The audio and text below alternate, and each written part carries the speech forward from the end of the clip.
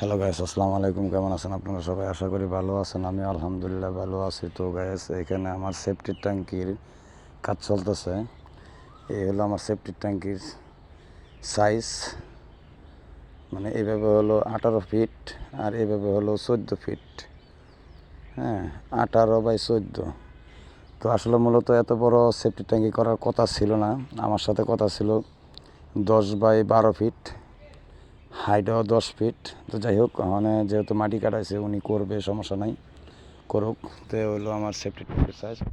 এখন নিচে rod বাঁধতেছি, rod বাঁধে তারপরে সিসি ডালাই দিয়ে তারপরে গাঁথনি করবো আর কি।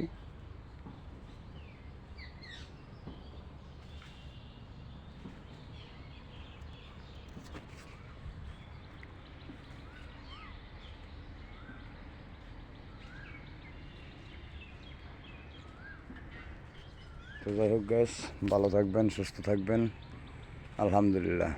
আর